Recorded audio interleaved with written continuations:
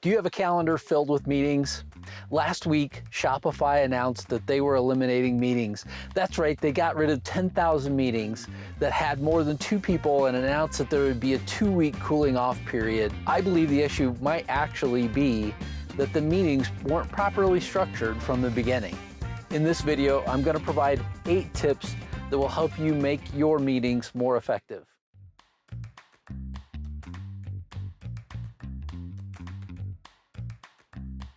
But before we get into the 8 simple tips for running more effective meetings, let me talk to you about 4 reasons why we oftentimes have meetings in the first place. Number 1, we oftentimes have to get people together to make decisions. Let's face it, most organizations are not simple, and because of that, it requires getting different groups of people together to be able to provide their input so that the right decision can be made. Number 2, to exchange ideas. In exchanging ideas, we oftentimes also need to think about the individuals that are involved may not have all of the overall thought process that needs to happen with regards to making a good decision. In exchanging ideas in one room, oftentimes we can actually speed the process of making a decision together, and thus a meeting is required. Now I'm going to provide 2 reasons why people have meetings that oftentimes are not necessarily reasons why we should have meetings. The first one would be to stay informed. Staying informed is actually something that oftentimes should just be done via email, but let's face it, we all get a lot of email messages in a week, and because of that, we're oftentimes faced with this whole idea of the only way to get all of the information at one point in time is maybe to have a meeting. So we either need to figure out ways to become more efficient with regards to staying informed, or possibly we need to have a meeting. The second bad reason to have a meeting is because the hierarchy in the organization doesn't enable people at the right level to actually be able to get things done. You need individuals in your organization to feel empowered, and if they're involved in a project or a team trying to solve a problem, those individuals need to have the power and the authority so that you're not having meetings just to provide final approval for a decision that honestly has already been made by the broader team. So let's get into the 8 steps. Number 1, set a clear agenda. A clear agenda actually enables everybody to understand what's going to happen at a particular time in the meeting that you've set. Number 2, start on time. Actually, a lot of companies, and you'll see this over and over again, companies will have meetings where meetings will run over 5 minutes or over 10 minutes, and then that causes people going to the next meeting to be late. Starting on time actually sets up people so that they know that you as a facilitator of a particular meeting, you just start on time. And because of starting on time, if they're late, they actually could miss something that's key for them as an individual in the meeting that they're to attend. Number 3, follow up on action items. This is a big failure of a lot of meetings where people don't actually track what needs to be done after a meeting, and so you leave the meeting that you were just attending, oftentimes with action items that need follow-up between then and the next meeting. And without those follow-ups, having the next meeting actually could be ineffective.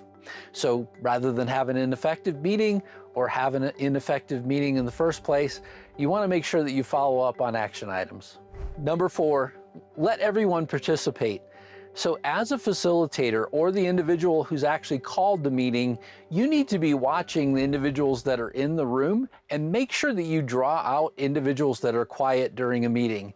If you have a remote team and an on-site team interacting together, again, as a facilitator, you need to ensure that both the remote team as well as the on-site team that are in the meeting are interacting together. Without that sort of interaction and without making sure that everyone has a voice, there could actually be things that are missed in your meeting, again, making it ineffective.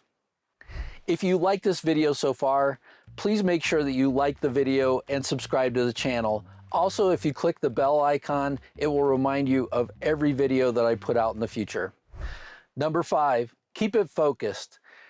Unfocused meetings oftentimes are the result of individuals coming and then contributing comments or input that may or may not actually contribute to the end goal of the meeting.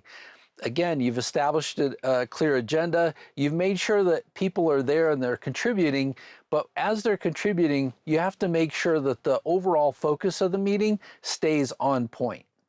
Number 6, allow for open discussion. Open discussion is absolutely critical whenever it comes to important decisions.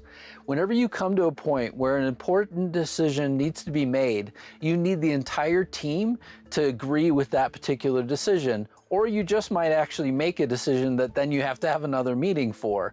To avoid that from happening, allotting time so that the team can have open discussion, they can then contribute their thoughts and ideas, maybe even their concerns with regards to the decision that's being made, and having that time in your agenda is absolutely critical. Number 7, engaging remote attendees. I touched on this one a little bit ago with regards to thinking about your whole team and how do you keep everybody involved, but also just making sure that you specifically reach out to remote attendees at points whenever things are being considered where they could actually contribute to the actual agenda of the meeting. At these key points in the meeting, keeping remote attendees involved actually then also forces them to not multitask. One of the things that we know is that people that are remote oftentimes are trying to do other things in addition to the meeting that they're attending. If that's the case, drawing them into the meeting and forcing them to think about decisions that are being made or the discussion that's ongoing actually sort of rounds things out and then make sure that they're an active participant in the meeting that they're in. Number 8, assigning action items. Assigning action items to people for follow-up, make sure that the cost of the meeting that you just held doesn't go to waste. Ensuring that there's accurate follow-up and timely action with regards to action items only sort of solidifies the need for the meeting, but also the action that was taken because of having the meeting in place.